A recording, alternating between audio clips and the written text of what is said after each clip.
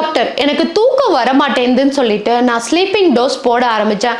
ஆனால் இப்போ அந்த டேப்லெட்டுக்கு நான் அடிக்ட் ஆகிட்டேன். ஆனாலும் அந்த டேப்லெட் போட்டுட்டும் எனக்கு தூக்கம் வர மாட்டேங்குது டாக்டர்னு சொல்லிட்டு நிறைய பேஷண்ட் வருவாங்க. இதுக்கு ரீசன் என்னன்னு முதல்ல நம்ம கண்டுபிடிக்கணுங்க.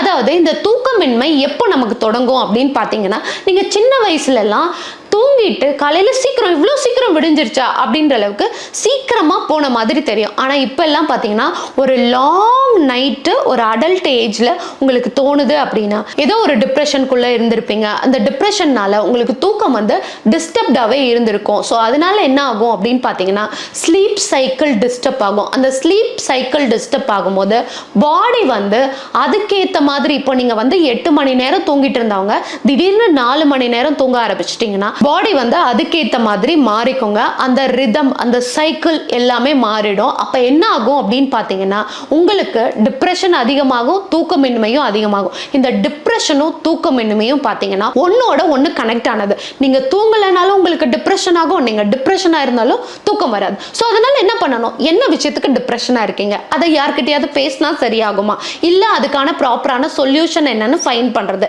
இல்லைன்னா சும்மா இது சிம்பிளான விஷயம் தான் ஆனால் எனக்கு ஸ்ட்ரெஸ் கொடுக்குது அப்படின்னா நீங்க மென்டலி ஸ்ட்ராங் ஆகிற மாதிரி புக்ஸ் படிக்கிறது, இல்ல அப்படின்னா ஒர்க் அவுட்ஸ் கொடுக்கிறது. இந்த ஒர்க் அவுட்டும் ஸ்லீப்புமே ஒரு கனெக்டடான ஒரு விஷயம். நீங்க எவ்வளோக்கு எவ்வளோ ஒர்க் அவுட் பண்றீங்களோ அவ்வளோக்கு அவ்வளோ உங்களோட பாடி டயர்ட் ஆகும்போது நல்ல பீஸ்ஃபுல்லான தூக்கம் வரும். அது மட்டும் இல்லாம நீங்க ஒர்க் அவுட் பண்ணும்போது உங்களோட மசில் வந்து இன்ஜுரி ஆகும், நீங்க தூங்கும் போது மசில் ரெக்கவரி ஆகும். ஸோ பாடி வந்து இதுக்கு எல்லாத்துக்கும் பழகுங்க கொஞ்சம் கொஞ்சமா. ஸோ நீங்க இப்போ தூக்கத்துக்கான டேப்லெட் எடுத்துட்டு இருக்கீங்க, ப்ராப்பரான கவுன்சிலிங் போயிட்டு அந்த தூக்கத்துக்கான டேப்லெட்டை எவ்ரி 15 days ஒன்ஸ் வந்து ஒரு ப்ராப்பர் டாக்டரோட அட்வைஸ் மூலமா நீங்க கொஞ்சம் கொஞ்சமா கம்மி பண்ணிட்டு தினமும் ஒர்க் அவுட்டை விடாம பண்ணிட்டு வந்தீங்கன்னா கண்டிப்பா உங்களுக்கு எந்த ஏஜ்ல இருந்தாலும், ஸ்பெஷலா 60 வயசு ஆயிடுச்சு இதுக்கப்புறமும் எக்ஸசைஸ் பண்ணா தூக்கம் வருமான்னு கேட்பீங்க இல்லையா, அவங்களுக்கும் சேர்த்து சொல்றேன், கண்டிப்பா தூக்கம் வருங்க. ஆனா உங்களால எக்ஸசைஸ் பண்ண முடியலன்னா அட்லீஸ்ட் வாக்கிங்கையாவது டெய்லியும் பண்ணுங்க.